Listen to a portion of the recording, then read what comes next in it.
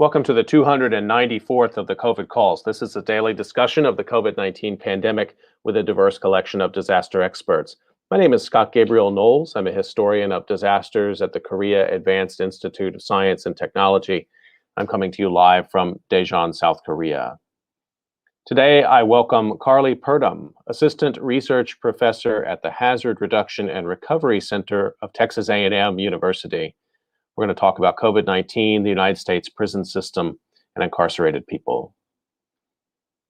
Just a reminder, you can usually catch COVID calls live on weekdays at 5:30 p.m. Eastern Time. Just go to the COVID Calls YouTube channel to watch. This is a special broadcast today being held at 6:45 p.m. Eastern Time. You can hear COVID calls anytime recorded as podcasts on Spotify, iTunes, Podbean, or anywhere you get podcasts. You can also keep up with COVID calls via Twitter using the handle @US of Disaster or @COVID calls. Please do help spread the word and send suggestions for future guests, future topics, and please feel free to suggest yourself as a future guest. As of today, June 21st, 2021, there are 3,867,641 deaths globally from COVID-19. That's according to the Johns Hopkins University Coronavirus Resource Center. As of April 16th of this year, 2,990 incarcerated persons in the United States have died of COVID. That's according to the Equal Justice Initiative.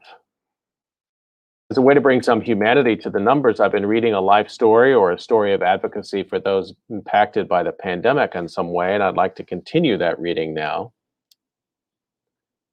Headline is 55 prisoners who contracted COVID died. Activists say it was preventable. This was written by Caitlin Newberg and appeared in the Las Vegas Review-Journal April 9th, 2021.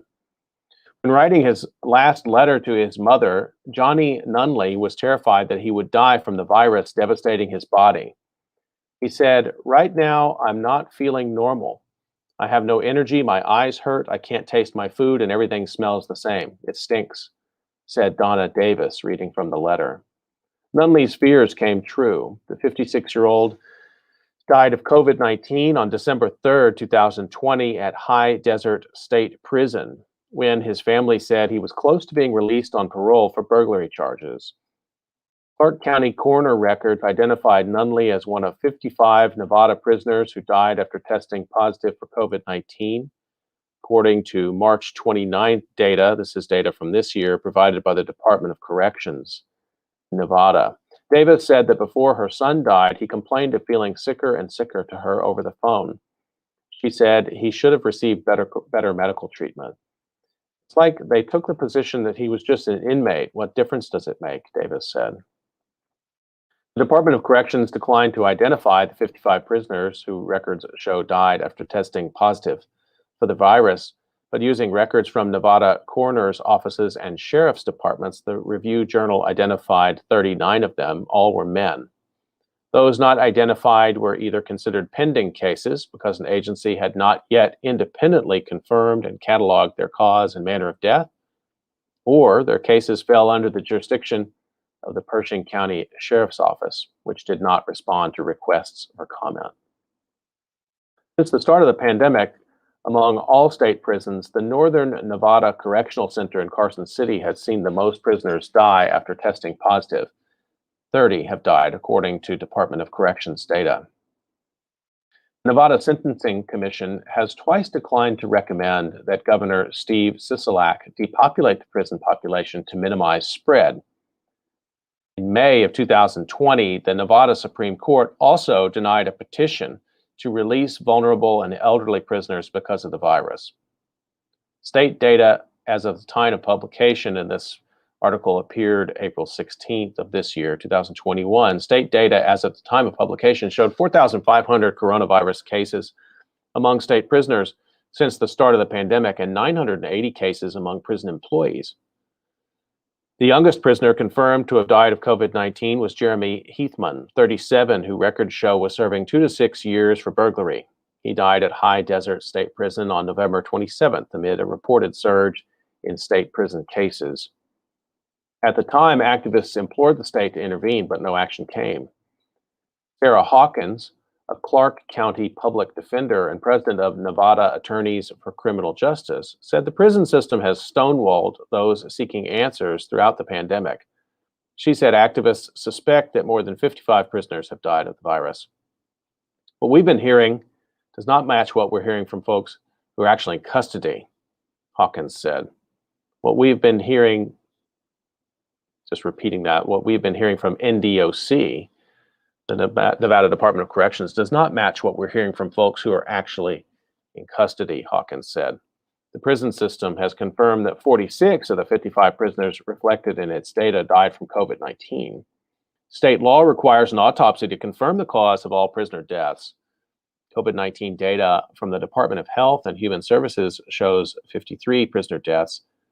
A spokeswoman said the agency was reviewing the prison system's other 2 reported cases. Hawkins said deaths related to the virus were preventable and that prison outbreaks are a result of the Nevada Department of Corrections' failure to act. We are incredibly disheartened and we feel really helpless because we can't get the information we need to challenge that, she said. In an emailed statement, the Department of Corrections cited the confidentiality of medical information when refusing to identify which inmates died of the virus. 3 department employees have died of COVID-19, according to state data. As the number of cases rose, Jamie Fitch could tell that her father was nervous. Who knew once it got to where it started taking off that people would start dying, Fitch said. Those were his words to me. Following a stroke several years ago, Robert Bowman was housed in a medical unit at the Northern Nevada Correctional Center with other men at high risk of contracting COVID-19. They talked through letters and weekly phone calls, a relationship that took nearly 10 years to repair. Alcoholism has haunted Bowman throughout his life, Fitch said. That's why he was again in prison on a DUI charge. His sentence was set to expire in 2023, but he was due to be released on parole as early as 2021. Then came Christmas time. The warden couldn't even tell me how long he was sick for or how long he was in the hospital. Fitch hadn't heard from her father in weeks. The Christmas card he faithfully sent each year never came. Finally, she got a call from the prison, and she immediately knew something was wrong. The warden couldn't even tell me how long he was sick. Bowman died December 27th at Carson Tahoe Regional Medical Center, according to the Carson City Sheriff's Office. He was 70. Fitch said her father and prisoners like him were sandwiched together, never given a fighting chance against COVID-19. She teared up, thinking about how close she was to seeing him again. He was supposed to meet his great-granddaughter, who is now 4, upon release. He didn't want her first memory of him to be from behind bars. She will now have to meet him through a letter he left her and the cowboy mementos from his rodeo days that Fitch holds on to. That was her only living great-grandparent, she said, and now that chance is gone and he only had a few months left. Like Bowman, Nunley was close to being released on parole. He had been searching for a place to stay in Clark County when he died of the virus. The same day, his mother received his last letter, his sister Lisa Nunley Macon said. Nunley Macon said she partly blames a lack of care from the prison system for her brother's death. The former football player, who was serving a 6 to 15-year sentence for stealing items from a Las Vegas grocery store, was a clean freak, she said, and likely would have taken stringent precautions given the freedom to do so. I don't believe he would have died if he wasn't in prison, she said.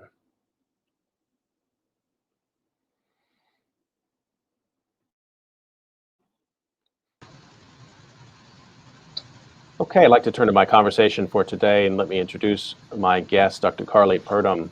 Carly Purdom is an assistant research professor at the Hazard Reduction and Recovery Center of Texas A&M University. Her work focuses on the impact that hazards and disasters have on prisons and incarcerated populations. She currently leads the Converge COVID-19 Working Group, studying the impact of COVID-19 in prison.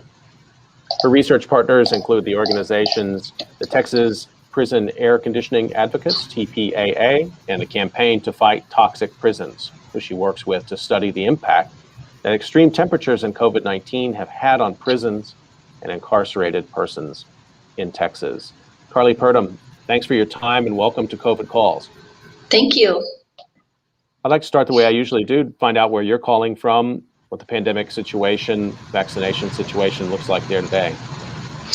I'm calling from College Station, Texas, and the situation is definitely better than it was now that the vaccine has become available, but more than 250 people have died just in our county. More than 52,000 people have died in the state of Texas. It's only about 40% of the state is fully vaccinated at this point, but it's definitely difficult because restrictions are no longer in place, and people are definitely wanting to go back to a sense of normalcy, but there's still a lot of risk out there here in Texas. People who might not be as familiar with the Texas geography, can you situate Bryan College Station for us a little bit? It's about an hour and a half outside of Houston, so that kind of south central Texas area.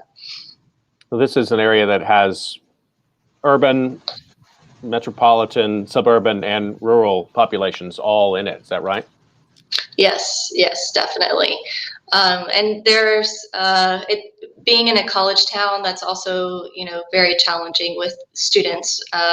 There's definitely been a difference, but with students not being here in the summer, but there's been the university's trying to get more creative in getting the university students to get vaccinated, but now they've all kind of gone home. So how do you reach those students? It's definitely living in a college town is definitely interesting.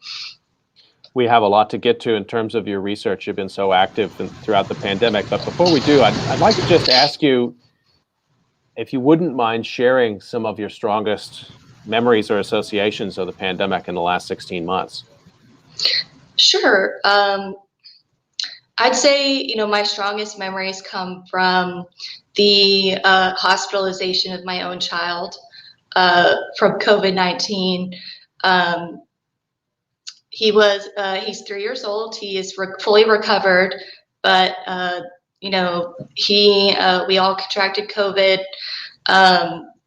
He had something similar, but similar to multi-inflammatory syndrome, but not quite as severe.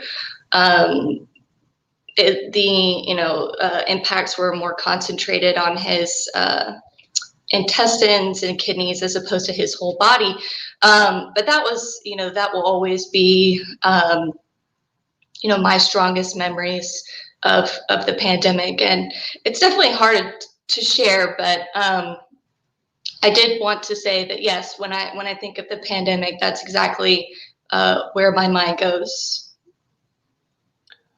Thank you for sharing that. I'm sorry you've gone through that stress. I'm glad to hear that your son is doing better now, and everybody in your household had it, and now you're vaccinated. Yes, we all recovered. We contracted COVID back in January, kind of at the height of the pandemic here, especially. But yes, so my husband, myself, and our 3-year-old son, we mostly had mild cases, but he had, this kind of severe impact, and especially at the time, people still don't fully understand how COVID impacts children, or why, or the full impact of it. But he did fully recover, and he received great care at Texas Children's Hospital down in Houston, and we're just very, very thankful that he is fully recovered and was able to get such excellent medical care. Absolutely, and it's really important to hear stories like the one that you've shared too, because so many people have said this is a virus of this group or that group, and they haven't, and children have been left out of that discussion too much.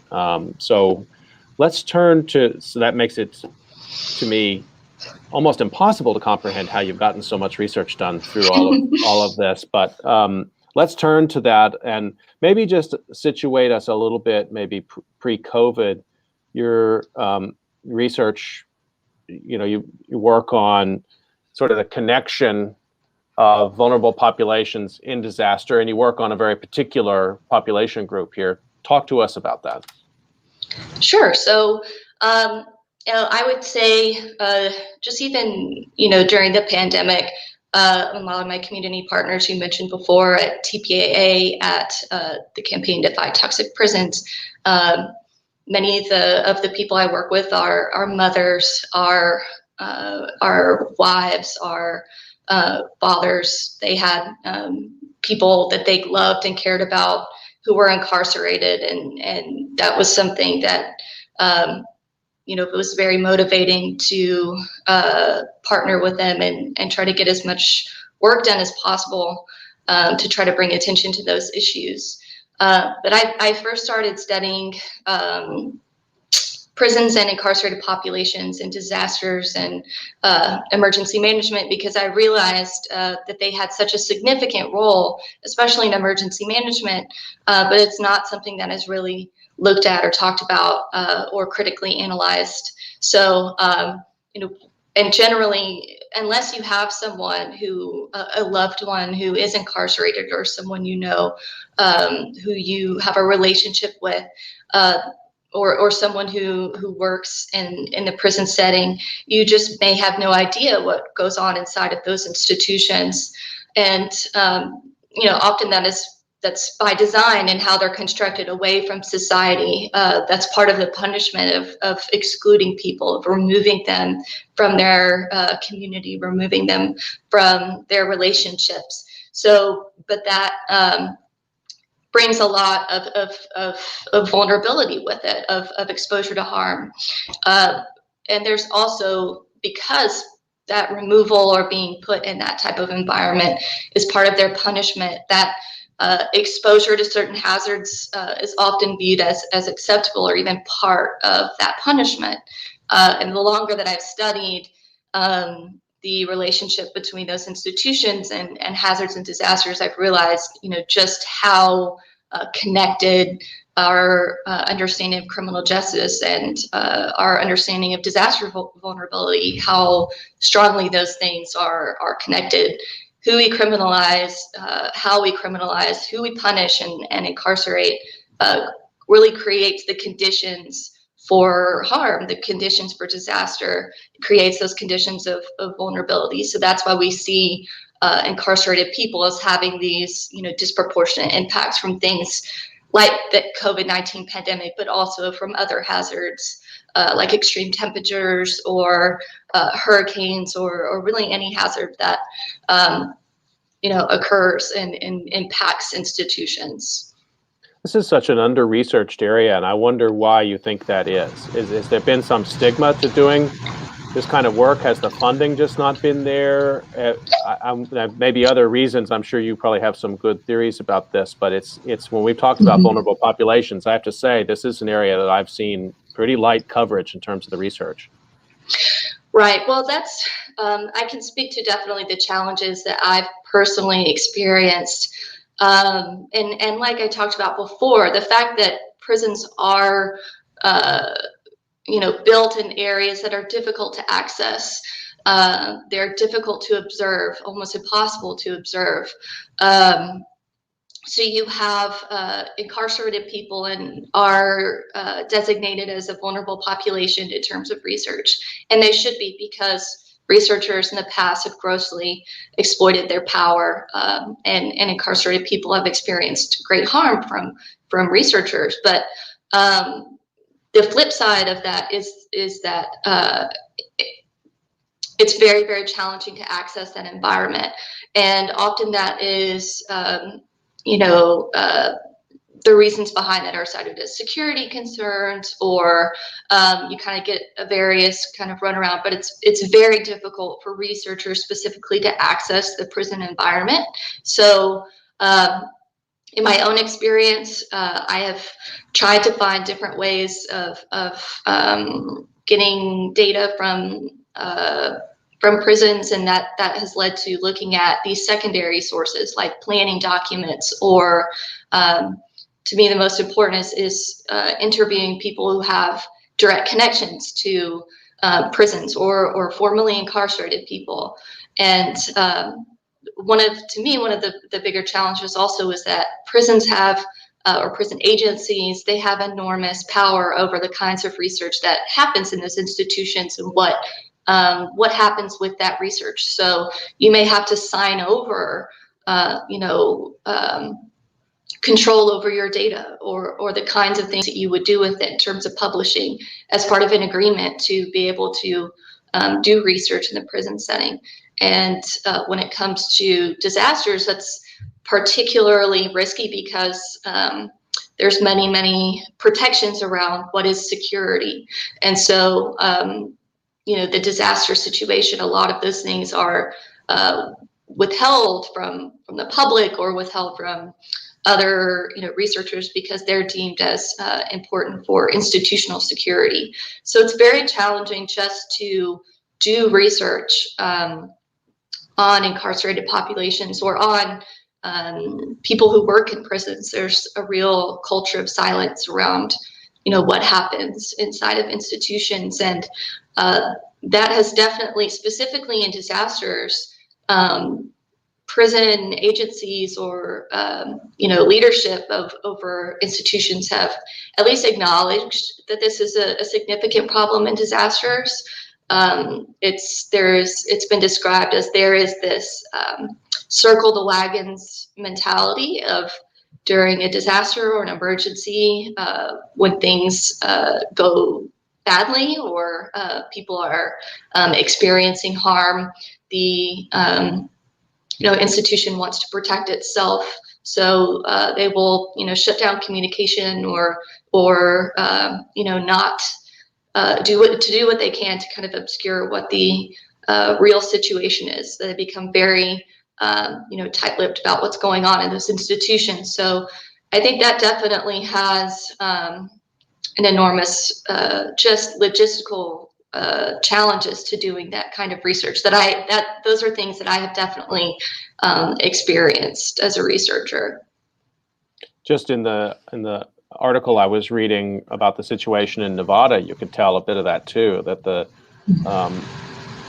prison officials, first of all, they have their own world, they have their own bureaucracy, they have their own requirements, but they have their sort of own code of silence to a certain degree. And so even a journalist trying to get answers that they might go to a public information officer, right, a county official, or a state official, and a number of different agencies to talk about emergency management. When it comes to prisons, it's kind of its own world, or at least that's what came through in that particular article. You're describing something similar. This is for the emergency management research wonks out there, though. Does that mean that emergency management for any given prison or any given county is handled separately from emergency management for the population more generally? Yes, absolutely. They are treated as entities of the state. So the Department of Corrections, or in Texas, the Texas Department of Criminal Justice, whatever the state prison agency is, they generally, the phrase I've used or heard from other local emergency managers is, they handle their own, they take care of their own. Except when it comes to the community needing something from the prison. So they have their own, contracts, their own ways of getting resources into the prison that they may take, they may rely on local resources, but usually it's these larger contracts with larger vendors for the state. But when the local community, they may need something from the prison institution, and that could be a variety of things. They could, examples that I've heard from local emergency managers is if they, primarily it's labor, which I know we're going to talk about later on, but that's primarily it, or the use of institutional grounds. They may open up institutional grounds to evacuees because that is a secure area. There's security on grounds, and they may want to house emergency workers in a unit because some units are built, they are sturdy institutions, and they may be a good place to house local emergency responders if not all the time. Often prisons are very hazardous institutions because the local hazards maybe were not thought of when you were trying to find a large tract of land that was going to be cheap. But theoretically, there have been some times when those institutions are useful, or using institutional laundry, just the resource of the institution where you have laundry machines for thousands of people, kitchens that can feed so many people. Those are resources that maybe the community may look to the prison to try to get some of those resources, but it's definitely not an equal relationship. They're going to do what they can to keep things within their own agency, for sure. There's a related, you touched on this a little bit earlier, a sort of related issue is just the way that prisons are separate. Mm-hmm. And even though people may drive by them on a regular basis in states like Texas, right, sort of socially and culturally, somehow they're conceptualized for many people as separate. And you've touched on that, even this idea that whatever happens to people who are imprisoned during a disaster, that's somehow part of the punishment, or that's somehow just not something that average people should worry about it. And I just sort of would share that over disaster history, one of the common themes that appears in even going back to the 19th century, in sort of writing about disaster, is there's almost always this moment in which they talk about prisoners somehow getting loose in the middle of a disaster. This is like a long-standing kind of like cultural trope that's out there. And it sounds like you're grappling with this in your work. Yes, there's definitely this idea of incarcerated people as being less than human, of being violent, out of control, non-humans almost, that will not behave in this kind of understood, not amicable. The word I can't remember the word, but there's this the helping one another. They're not thinking they're going to participate in that, but the opposite is actually true. What we do know about what happens in prisons and in disasters is that incarcerated people, they don't panic. They don't, just like we have that trope here. If people are going to, loot, or, that's one of the big disaster myths, that people are going to behave in these really harmful ways and not be altruistic. Altruistic is the word I was thinking of, but there are many, many, many, many examples of incarcerated people being altruistic in disasters. So, for example, in the after Hurricane Irma, there was the one of the British Isles. There was a prison that had been almost totally destroyed by Hurricane Irma, and the prison agency, or the government, said this was a high security area. They were going to send in the full force of the military to, recapture these high security, violent prisoners. There were rumors that they had, broken out of the institution and they were going out and harming people. And actually, when a local journalist, gave their story of actually being on the ground, they said the exact opposite was true, that the prison had almost been destroyed, and that someone had purposefully opened the gate and let them out because they were dying. They were sick. They needed water. They needed food. And what they did was they went out into the community and they were helping people. They were helping people pull things out of their houses. They were contributing to the, relief efforts. They were, really, really helping people. And the, violence really had been, it had been just rumors, but the exact opposite had been true. But governments will sometimes really latch onto this idea of prisoners, of incarcerated people, of this violent image, and they'll come in and they will, exercise this kind of control, and they'll bring a prison back under control after specifically a disaster. And that kind of comes out as, oh, look, the government is doing what they're supposed to be doing. They look very competent. But no, I have found many, many, many examples of that just not being factual. And then that trope of incarcerated people as being these violent people, it's used to bypass the need for humanitarian response to prisons. So they will say, they will, maybe in the media frame the incarcerated people as violent. And then that means that their needs do not have to be, there's less attention on the fact that they're, not getting water, they're not getting medical care, and that, they're trying to escape when, yes, they may be trying to escape.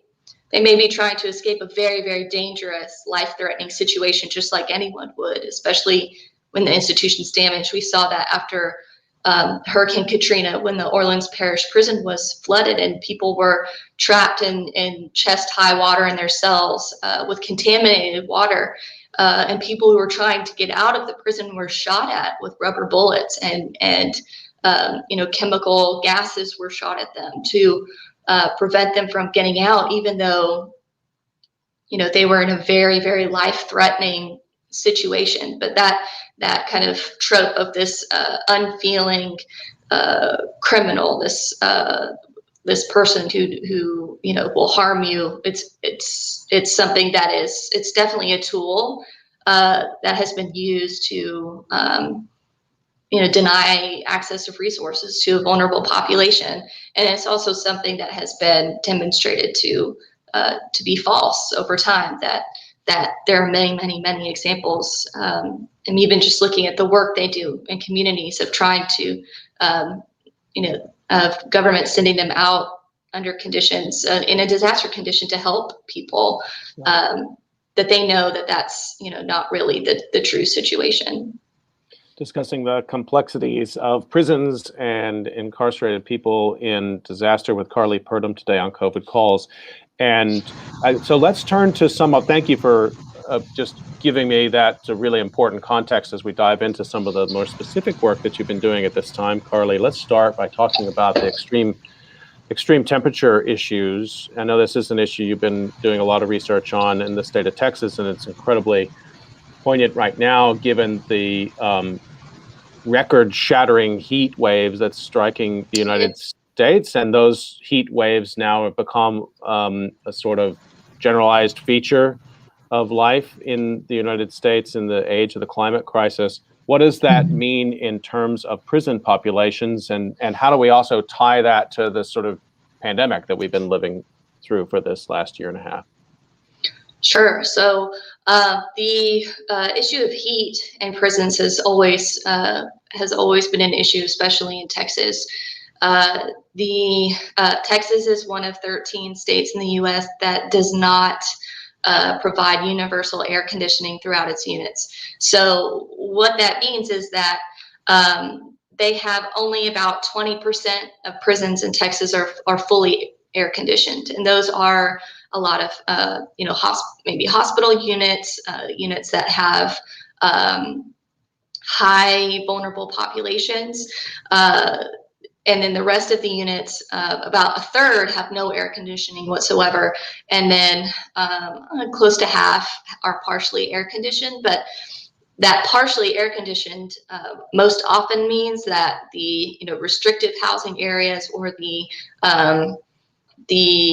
solitary confinement areas, they may be air conditioned. You may have a medical building that's air conditioned. You may have maybe 75 to 100 beds or that are have access to air conditioning. So that being partially air conditioned doesn't necessarily speak to a lot. But the situation is definitely very serious here in Texas. There have been dozens of reported and labeled deaths due to heat, but there have been many, many, many more that are undocumented deaths of incarcerated people that the heat was a contributing factor to. And so, Texas is one of 13 states in the U.S. Most of those states are concentrated in the South. So these states that really need air conditioning, but who have prison systems that are notoriously brutal, that are not spending what they should in terms of prison populations. When you look at the age of the units or the number of incarcerated people. But they have really, their investment was in, building those prisons to begin with. So, but the heat is definitely an extremely concerning issue in prisons. And that's mostly because prisons are going to be hotter than your average, housing area. They're built with materials that trap heat. They're built in campus style, where you have stories on top of one another, so that heat rises. It gets very, very hot in prisons. And the average incarcerated population is highly medically vulnerable, either due to aging or due to a high proportion of physical illness, or taking medications that for an illness, mental illness, physical illness, that there are many medications that inhibit your body's ability to regulate internal temperatures. And so that's why it's extremely concerning specifically for incarcerated people. But the role that heat plays in deaths is to me the similar issue to how do we categorize deaths from disasters, and that we know institutions, the way they define a death from a hazard or from a disaster is often in a very narrow way that does not fully capture the full impact. And that's something we definitely see in prisons, is that the way we understand even the number of deaths that have happened due to heat exhaustion, heat stroke, or where heat was an obvious cause for the person's death, is drastically undercounted and drastically understood in terms of what the true impact is.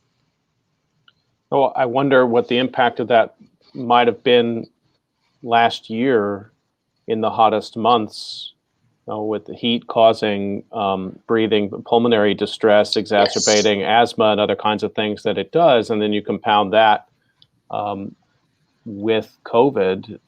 I mean, as you say, I don't know. I don't know how we even get this kind of data. Has the state of Texas reported this data? No, but I can tell you there were very specific ways that the pandemic impacted heat in Texas prisons. And that is because the way that institutions, and I'll tell you, Texas is one of the states that has more clear heat protocols and heat policies in place. The research that we have done, I think, would clearly demonstrate those policies are not followed consistently across units or consistently through time. But they do have these, very specific heat-related policies. But the way COVID-19 impacted units, especially in terms of limiting movements within facilities, of instituting lockdowns, there were these very specific ways. And that's because, in Texas, the way that the agency mitigates the impact of heat is to each individual incarcerated person. And so what they do is they say each incarcerated person should have access to an unlimited amount of water, ice. They should have unlimited access to cooled respite areas. They should have not unlimited, but they should have access to additional cool down showers when necessary. And those are the primary ways that incarcerated people are supposed to avoid heat-related illness and death. So what our research has shown is, but how do those policies, actually, how do incarcerated people actually get those things, and how frequently do they get them? Well, if you're under lockdown, which at one time, most, if not all, units were under lockdown, and continue to go on lockdown for reasons besides COVID even. But during COVID, lockdowns were one of the primary ways they tried to stop the spread of the virus. But the way that the agency would distribute water is communally through coolers. So each incarcerated person gets a little cup, and you get 1 cup, and you're supposed to be able to go to those coolers and get some water at any time you want. But when you're on lockdown, you cannot access those coolers. So what ended up happening is they would have an incarcerated worker who's supposed to come and bring water to each person in the cell. So that definitely became a big barrier in just accessing water. You could not get water whenever you wanted it. You had to ask for it, or someone had to regularly bring it to you. And the same happened with ICE. The same happened with, if not worse, with the cooled respite areas. Those were shut down when people are restricted to their cells or when you have limited movements. And no, not any person could, request access to those areas. And those resources were not really being accessed consistently before the pandemic, where, you have these small cooled areas. Maybe how many people could fit in there? Certainly not the entire population of the institution. But with COVID, the lockdowns meant you were locked in your cell and you could not access these resources that TDCG says this is how we're going to prevent illness and death. They could not access those resources. The additional showers, there are not frequent showers when you're under lockdown. So really all of those ways that we think of, we're going to combat this, if we're going to just try to get resources to an individual, all of those things became extremely challenging under the context of COVID-19. And we did get, my partnership, my research partnership with the HEAT is with the Texas Prison Air Conditioning Advocates. They've been doing amazing citizen science on this issue since 2018, but they shared a lot of their data with me so I could help them analyze it. There were surveys that we got from people who were saying, I'm in a gymnasium, there's no, with all of the other COVID patients, there's no air conditioning, and we all have COVID. How are we supposed to fight this virus? We can't breathe. The heat is just oppressive on your body. And there is, an enormous amount of medical research that shows it's difficult for the body to fight off a virus, to fight off an illness, to heal under those conditions. So the states that do not, certainly the states that do not have air conditioning, should be looking at what extent did the impact of heat have on the number of deaths that they had. Have I seen that be acknowledged? No. The local organizations have certainly been pointing to it. They've been, screaming at the top of their lungs for someone to pay attention to them. Working with lawmakers, trying to, get the issue addressed, but so far, no, I have not seen any agency acknowledge in their system that the heat could have definitely contributed to their number of deaths. Just to remind folks that you're listening to COVID Calls, and I'm talking to Dr. Carly Purdom today, an expert on incarcerated populations and disasters. Carly, let's talk a little bit about your work about prison populations and labor. And you've been interviewed a lot about this and written about it. I want to give one quote here from a recent article you published with Michelle A. Meyer, and the title of this is Prisoner Labor Throughout the Life Cycle of Disasters. Quoting from the article, you said, "We found that 30 out of the 47 states we analyzed, including California, Texas, and Florida, had explicit instructions to use prisoners for emergencies and disasters." I think that's probably surprising to most folks that it's that many states that do it. It was certainly surprising to me. I'd like to hear more about the research and then again, what that means in the context of the pandemic. Absolutely. My belief is that we were able to document that many states had used incarcerated workers explicitly in their plans, but I believe in every state in the U.S. that those contracts exist between the local Department of Corrections and their local government, or the Department of Corrections and state agencies, and if not a formal contract, then an understood belief, because the way the disaster policy is that incarcerated people are a resource of the state. They're owned by the state, and that is certainly where you look at the 13th Amendment, where incarcerated people do not have the right to refuse to participate in labor, to do work, and that applies even in a disaster context. So incarcerated people, there have been wardens that I have talked to that for their institutions, they keep a Excel spreadsheet of what are the resources that they have that they could contribute in a disaster, the number of construction equipment they have, the number of peace officers they could allow to assist, and the number of incarcerated workers that they have. So incarcerated workers are, when you have this state response, whenever there is a state of emergency declared, your state agency can, your state prison agency can supply incarcerated people as workers to respond to the disaster, and really in any kind of way that is seen as necessary.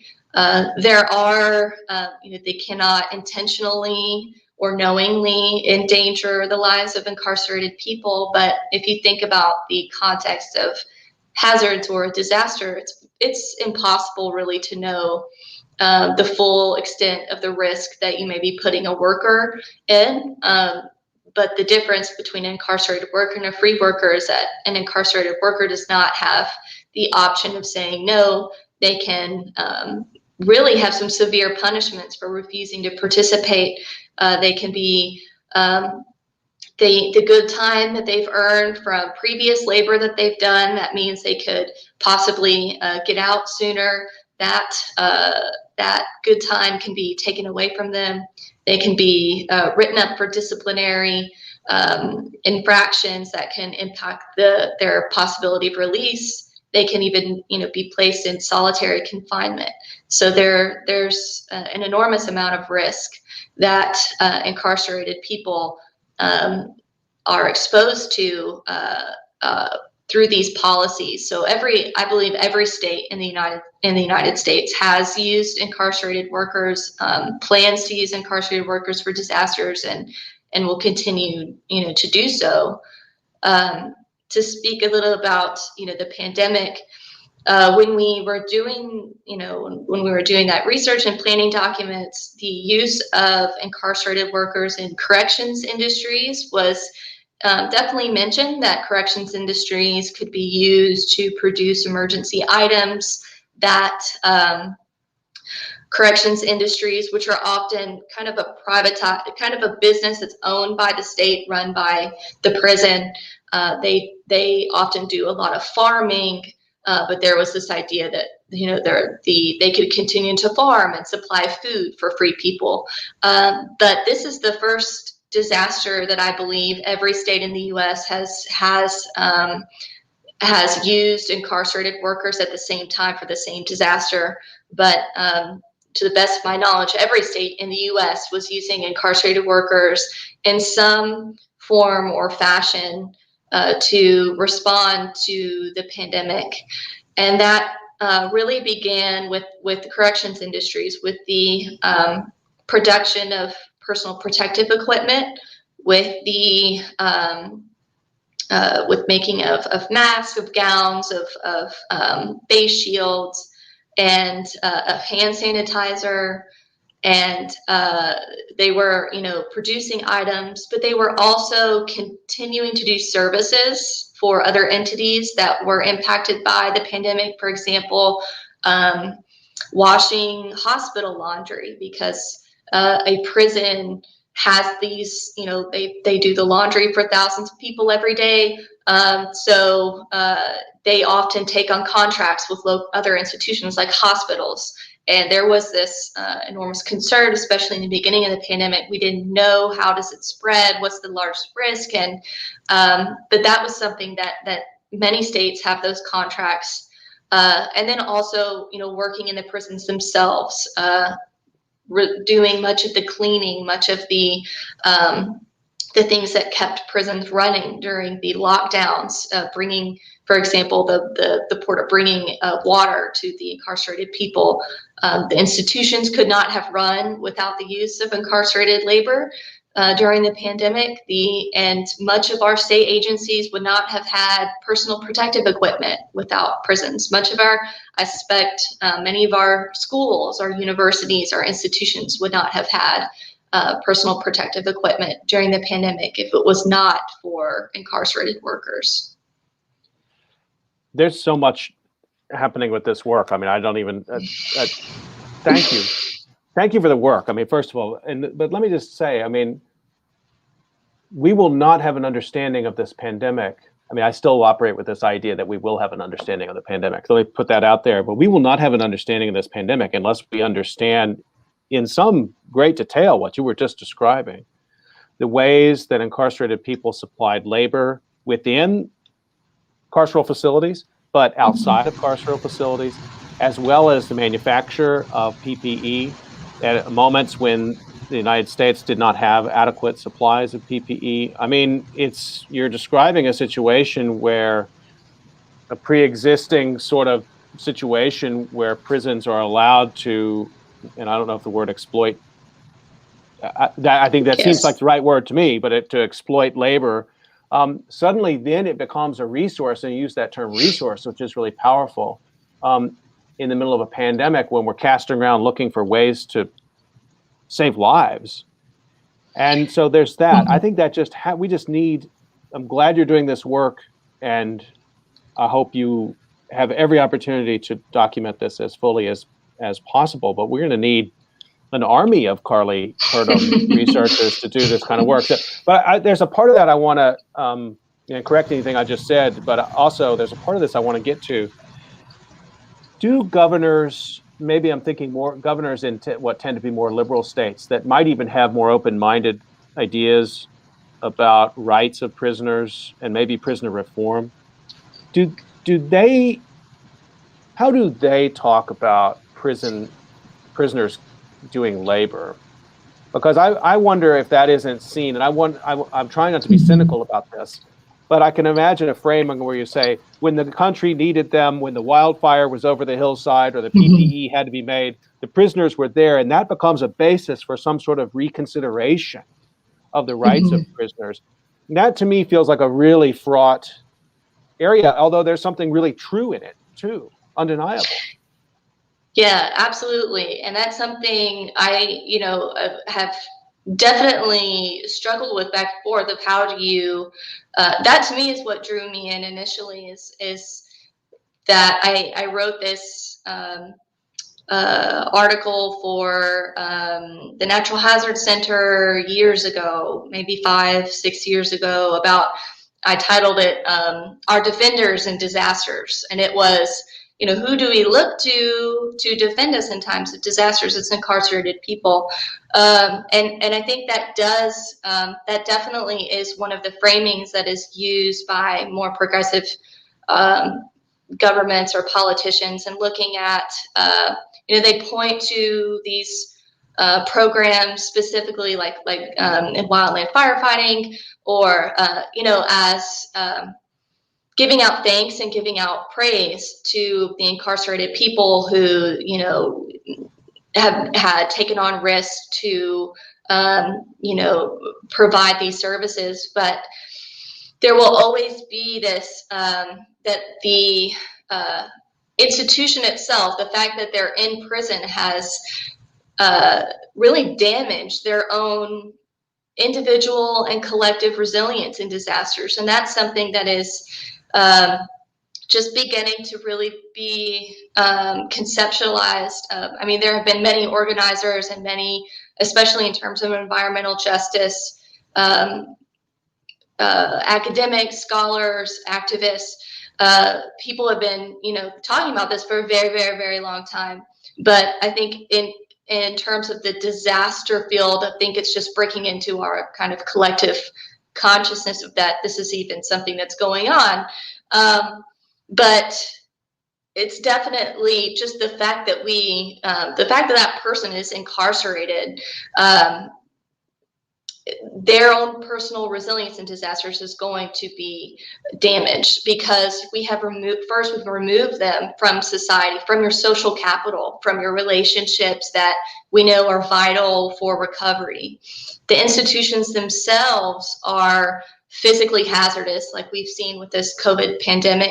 That was something extremely troubling that I saw, especially in the beginning of the pandemic, when we knew this was a very infectious, viral pandemic, but there were videos on social media being posted by prison agencies of their incarcerated workers in the factories saying, we're on the front line, incarcerated people are giving back, and they weren't socially distant, and they weren't always wearing PPE themselves. So just the fact that they were in this environment to give that labor meant they were more vulnerable to the impact of the disaster. And then, when we look out, when they do leave, the fact that they contributed that labor has not translated into any meaningful policy in terms of, getting their previous records expunged, or programs specifically that will connect. I think there's more support maybe now for getting formerly incarcerated firefighters into positions where they can actually use that labor once they've left prison. But for all of the other types of work that they do, it's kind of a high five when they're in the prison for them, but really the agencies themselves, they say, look what we did. Look what we have contributed to disasters as prison agencies, and that's very dangerous because it distracts from the harm that they did. And especially talking about even just the article you read before, and talking about having your loved one die of COVID in prison, saying I do not believe that they would have died if they had been in prison. And for so many, that's absolutely true, because prisons were, from early on, were hot spots. They were going to be places where there were higher than in the population, higher cases, higher deaths.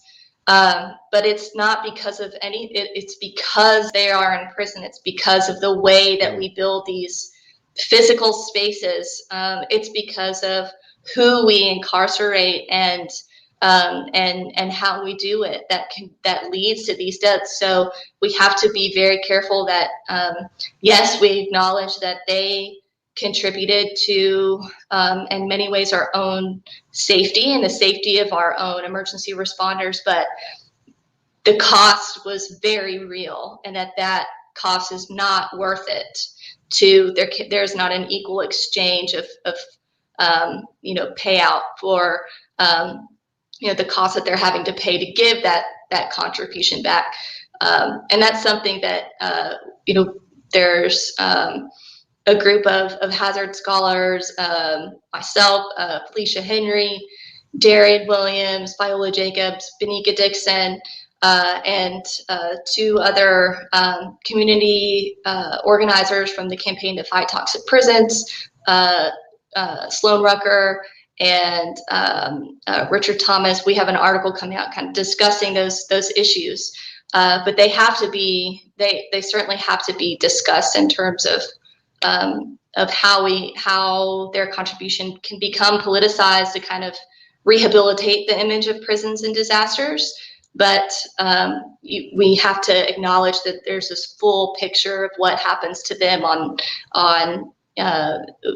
what their individual stories look like, or what the stories look like of all incarcerated people, aside from the ones that maybe make good headlines.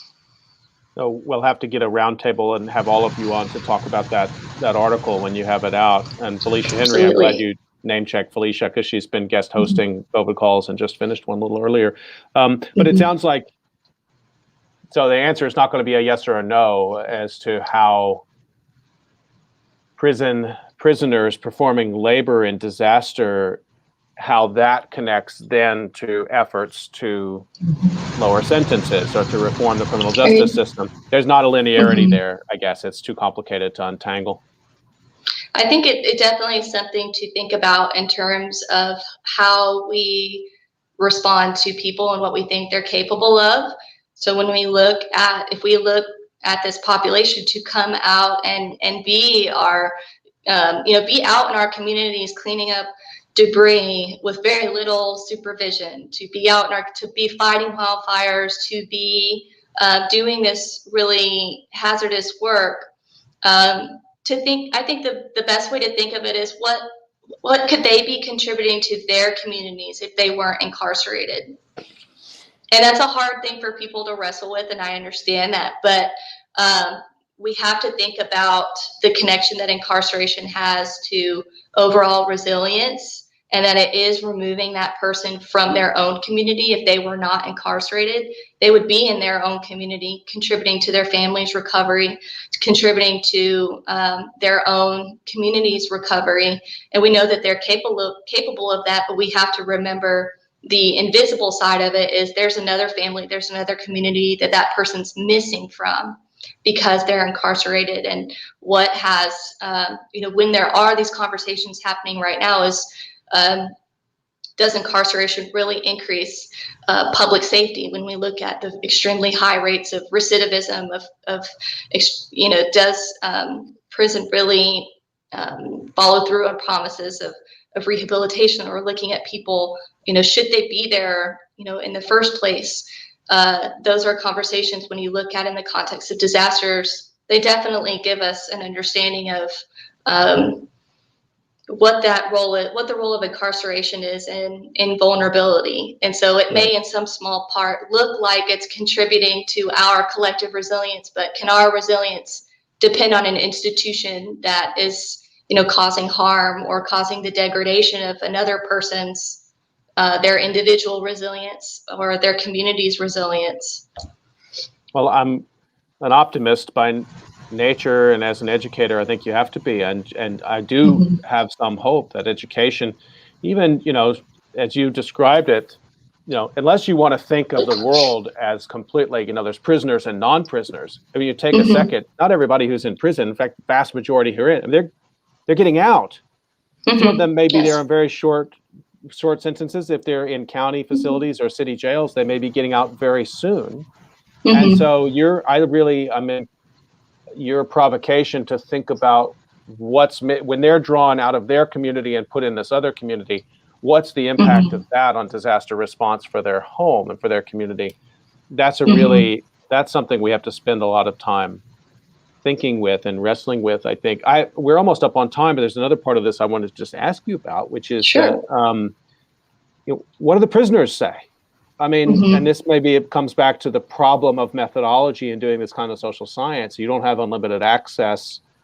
I mean, we never have unlimited access to our research subjects, but this is a particularly tough population to have a sort of sit down and say, how did you feel about making PPE? How did you feel about putting out the forest fire? Right. I can say from the letters and the surveys we get are always, especially about, the heat response, they're always very, thankful for the work that TPAA specifically is doing. There's, often there's fear of just wanting to, be alive, to live, to be healthy, to do their work in a way that's safe. And there's this, this conversation that people have around, prisons shouldn't be, comfortable, they should be harsh. But I don't think that most people understand what that means unless they have a loved one who is incarcerated. And I know most of the work that I do is in work with people, is through the people who have loved ones who are incarcerated and who are just giving everything that they have to draw attention, to this issue. And it's definitely, it's heartbreaking when things, when things don't work out, or when the work that they're doing is overlooked, or not taken seriously. But I can say, this year was really difficult, and in Texas, the Texas legislature, where we had a bill that was going to look at putting air conditioning in the prisons, and it was voted through the House. There was such joy and excitement when that happened, but also, don't hope too much, because they know that the issue, it's so politicized. The people in power have such a distance from the actual families and the actual incarcerated people, that that bill eventually, it did not go through the Senate, wasn't brought to the Senate. And there was just, and in talking with my community partners, it's very disheartening, but they're doing it for the ones that they love, so they'll keep going. They will keep going and keep going until the fight is done. And when that fight is over, they'll pick up the next one, because it's someone, I try to think of, with my child suffering, from COVID, I got to be there, right there with him the whole time. My husband and I could switch off in the hospital because, we were, only one parent could be in the room, but there was that just, torture to be a parent, to be a wife, to not be able to know if your loved one is okay, to have gone through time and not have heard from them, to maybe to know that they're sick, but then they can't talk to you, or you can't access them, you can't take care of them, you can't be with them. And it's just, it's extremely torturous, but there's this passion and this fight for people who will, fight for their communities and fight for the ones that they love, and they are not going to quit, and they're going to make people listen. And I think it's our job as scholars, as researchers, to leverage any resources that we can to get to those people, to get to those organizations, to get to those people who are fighting on the ground, to tell their stories, to and to highlight, the real work that they're doing. TPAA, the organization I talked about, I just partnered with them this year, at the beginning of last year, beginning of 2020. They've been collecting hundreds of surveys from incarcerated people about the impact of heat since they started in 2018. They just did it. They said, lawmakers want to know what's going on. They want to study. They won't do the study themselves. Fine, we'll do it. And they'll do whatever it takes, and they'll find out how to do it. So we should be giving them the resources, passing, the mic, and doing what we can to help, their efforts and making their loved ones more safe, because that contributes to all of our resilience. It does.